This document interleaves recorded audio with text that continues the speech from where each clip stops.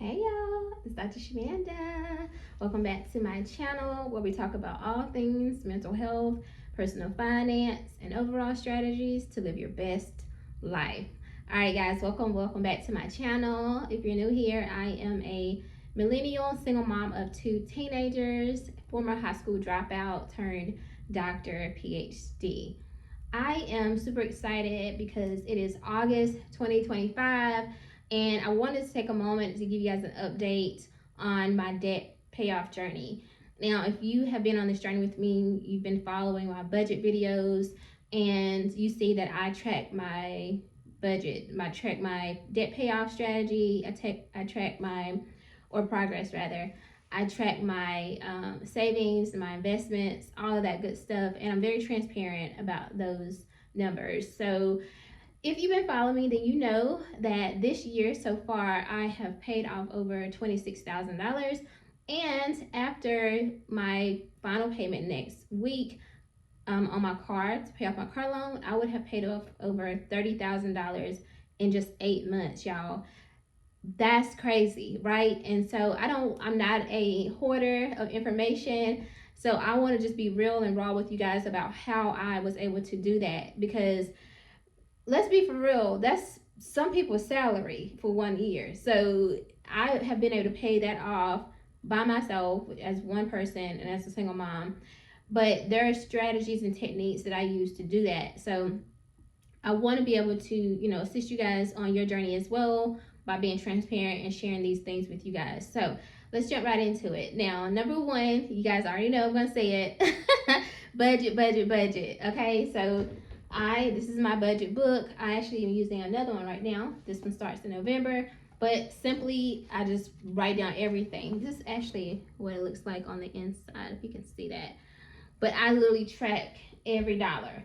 And that's the main thing I did, was I tracked my paychecks. So if I start a new job or current job, whatever, I will always look at my pay stub and I will see how much my paycheck is after my contributions, after taxes, all that stuff.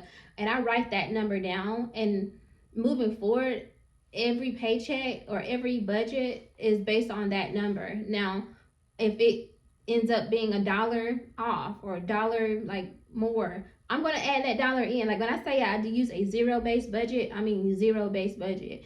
So I track that religiously, like every pay period, and I make every dollar work for me. So that means that if my focus is paying off debt, then I need to make sure that I budget for food, I'm budgeting for my electricity and everything like that. Here's the special piece to that. I might put like $150 budget for my electricity, for example, right? Well, if my electricity isn't $150 that month, maybe it's $125 or something like that. Well, that $25 that is pretty much extra, I roll that over to my debt payoff savings account. And that's a secret thing that I do. So I'm still using a zero-based budget, and it's just that the money that I didn't need for whatever that expense is, I roll that automatically to pay off debts. And so that helps me, stay consistent toward paying off debt. Even if I can only pay $100 or something extra that month, I'm still able to use those extra funds. Technically it's not extra, but you know what I mean. But that's what using a zero-based budget helps me do. Okay. The second one is I use the debt snowball method.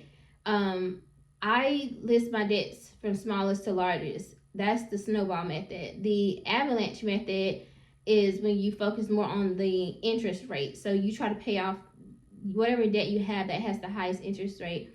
I don't necessarily do that. Well, y'all know I'm in mental health. So I focus on the psychology, the emotions of things. So I focus on how can I pay off a debt, like the smallest one, and get that high, get that kick out of that, because that's what's going to keep me motivated. That's what's going to keep me going, knowing that I'm able to cross things off that list. So I'm able to get that momentum from paying off those debts, and that keeps me focused. Now, last year I had a lot of what I called ankle biters, and again, you can always go back and check these videos out. So it's under the 2024 financial freedom a journey, debt-free journey or financial freedom journey, something like that. But you can watch all of my debt payoff budget videos from last year, and you can see a lot of those were like smaller payments, smaller like balances, but I paid those off, and that gave me the momentum because I knew coming into this year I was going to be working on the bigger payments, the bigger debts, right? So I had a tax bill, which I still have, but I'm working on that. So my tax bill, my car loan, and then this year I started officially on my student loans, and then my mortgage. I think there were a couple of things that I had earlier this year that I paid off. I don't have my list in front of me, but you can always go look at my playlist for 2025. Start from January, and you can see the things that I paid off throughout the year already. But I knew that my car loan was going to be one of the major ones, and that was $17,000 something, and then I had some other debts. So paying those off gave me the momentum. Started last year, that gave me the momentum, and it just kind of rolled over. But as you can see, those things just erasing from your budget. And keep in mind, every time you pay something off, you get that money back in your budget. You get to now roll that over into your next payoff budget, right? So let's say you had $500 that you could use toward paying off debts. If you paid off something and that was costing you costing you $250 a month, now you have $750 as your new shovel, right? Or snowball that you could put toward paying off the next debt, and that's what makes it worth it. Now the third one is side hustles or like just extra income. So that is another secret sauce. Again, this is not a fantasy. Like, this is real principles. These are real tactical techniques. This is nothing, I'm just gonna wish this can happen. No, like, you really got to put the work in. I'm not talking about hustle culture, nothing like that, but it did require me to do two things. One, I had to increase my income, so that required me to leave my last job. I'm just gonna be real. I demoted myself from a previous role and stepped back down to just like a regular counselor role, and then I wanted to be a manager and back in leadership management, but that was a pay cut for me, but it gave me the title. And I realized, like, what's important to me, these titles or aren't like actually helping people and making more money and paying off my debt. Baby, you can keep the title, I'm good, no thank you. So I left that role, and I'm in my current role where I'm back as a therapist, as a provider, and I make significantly more. So that was one thing that I did, but that was just in the last month or two, so that's still fairly new. But the other thing, besides the increase my income by changing roles, is I had extra income. So if you remember from last year, I was teaching part-time as an adjunct professor. Because I do have my doctorate, I'm able to teach for universities and things of that sort. And so I was bringing in about, after taxes, and I did a video, so check that out. In my it says final teaching paycheck. I tell you exactly how much I made in that paycheck. So, but I think it was about $2,500. No, it was like closer to $3,000 every month that I was bringing from teaching. But that was like 3 classes, y'all. So I'm working this early morning job as a manager, and then this is all just this year, working this early morning job as a manager, and then in the evenings I was teaching these classes like 2 days a week for like 3 hours each day, and that was exhausting, y'all. Having just finished my doctorate, my dissertation that I did in 9 months, by the way. So it was just a lot. My body was tired, but I don't regret that because it gave me what I needed. It gave me that extra income to really be able to pay off over $30,000 worth of debt in just 8 months. So I don't regret that. So there's different and probably better ways to do that so that you're not overwhelmed. But if you can find an extra stream of income or a side hustle where it's not so overwhelming or taxing on your body or prevents you from sleeping or resting, then do that. Now for me, I decided that I wanted to still teach. I still want to educate people. I love teaching and educating. Like, that is a thing for me. But I really enjoy personal finance too. So that's one reason why I decided to stay dedicated to building up my YouTube channel and my production company so that I can supplement the money that I was making from teaching through my YouTube content. Now, it might take me a while to get to the $3K a month, But at the end of the day, it's worth me trying. You know what I mean? So plus, keep in mind, I have increased my income for my new role, and I do have my doctorate now, so I'm already commanding more salary just based on that. So, but you will probably have to increase your income in some way, and but you can find that. Just stay focused on and strategic on finding something that works for you. But here's the thing, I did not use that money for anything other than paying off debt. So that's how I was able to make those big payments. If you check out my car loan journey, you'll see I was making big payments toward my car loan. When you only have to pay, and I still keep saying only, but when you only have to pay $533 a month and you're actually paying $1,500, then $2,000, then $3,000 on your car loan, that is not an easy thing to do, especially when you know that you put in a lot of work to earn that money. But the feeling of paying off this car exceeds the feeling of, you know, maybe possibly keeping that money or putting in my savings, because my car interest is pretty high versus, you know, yes, I'll get like 4% interest on if I put that in my savings account, but that it doesn't weigh out. I'm earning the interest on the car out earns the interest from the savings account. So whatever, right? So I just pay that toward my debts. But imagine that when you don't have debts and you have a side hustle or another stream of income, you get to keep all that money, put it in your investments and watch it grow, put it in your savings account and watch it grow, use it towards investing in a business that can give you more money. Like, it's just amazing. So again, it was worth it for me to pay off the debt. Now, the fourth point is I lived below my means. Y'all, keep in mind, again, I was making this money. I could have easily been like, oh, I'm about to go get me a new bag. I'm about to go get me another car or something like that. Or like, I could have been on every other weekend. I probably could have been on a trip. Like, there's so many things I could have done, but I didn't do that. Like, I decided to live as a minimalist, which is natural for me anyway. I'm a minimalist anyway. But I decided to maintain that lifestyle because so many people fall victim. I don't know if I want to call them victim, but I guess because it can be a thing, especially if you're coming from nothing. So all of a sudden you having this money and stuff. Yeah, because your mind is not really conditioned to do otherwise. Like, you're like, and then society says to go live it up.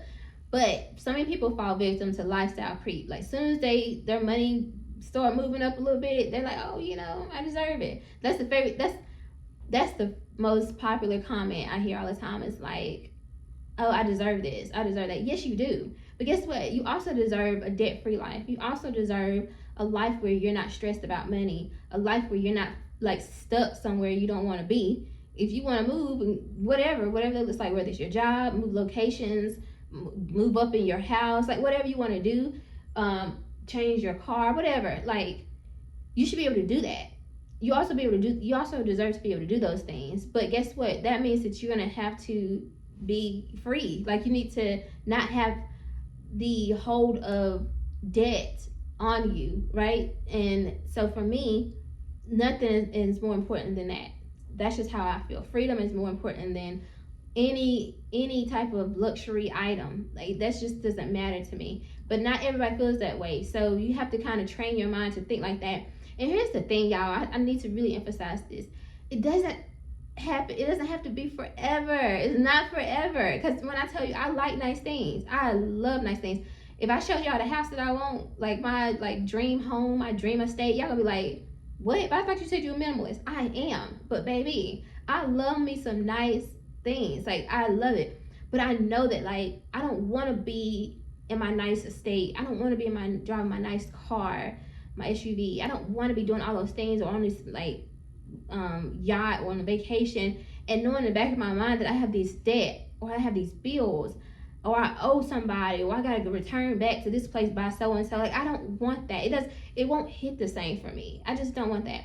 And here's the thing, even if I can't ever experience it for whatever reason, God forbid, at least my kids would be able to experience that type of life and that level of freedom, and my grandchildren. So if I can't do it for myself, I'll do it for them. You know what I mean? So at the end of the day, it does require you, and it has required me for a period of time, a season, to live below my means. I could splurge, baby. baby. I could flex if I wanted to. Trust and believe. But I don't care about that stuff. So I live below my means. I cook at home. I go, weeks without my hair. Like, I stretched my hair out. I don't get my nails done every 2 weeks, whatever. Is, you know what I'm saying? Like, there are things that I just go without or just minimize because they're not that important. In order to save and pay off debt, and that's what I've been able to do. That's why I've been able to pay off over $30,000 in 8 months. And then, last but not least, is that I try to just automate things if possible. Like, a lot of my bills are automated; they just come out my paycheck, but they're already budgeted anyway. And just maintaining consistency. You have to stay consistent. You cannot ever get off track. The one time you get off track and you just decide, like, you know what, I'm gonna take a break this month, that's when you gonna fall off. I'm just telling you right now. Now, I'm not saying you failed, but you might set yourself back a little bit. I'm gonna tell y'all, I think I mentioned this in another video. I think it was in July. I had a decision to make. Either I'm gonna pull this money out my savings account and put it toward my car loan, or I'm gonna just skip a month and then just try to catch up in September and just prolong it by a month. I decided to go ahead and pull that money out my savings account and still make that payment for July, because at that point I had decided to stop teaching because it was just I was too exhausted between my day job and that evening job. I just couldn't do it. And keep in mind, I have an autoimmune disease, so I can't stress myself. That's a trigger for the autoimmune disease. So I was like, I can't, but I'm going to still make this payment this month. I have to. So I pulled that money out, and that for me meant I stayed consistent. And here we are, y'all, less than 7 days. My car will be paid off, paid in full. And God willing, I will never have another car payment ever in my entire life, baby. I pray to God, please, Lord. You know what I'm saying? So that's how I was able to pay off over $30,000 in 8 months by myself. Again, keep in mind, I do not have any financial assistance from anybody. I don't get child support, no government assistance. It's just me. So I don't want nobody. I want to make that very clear.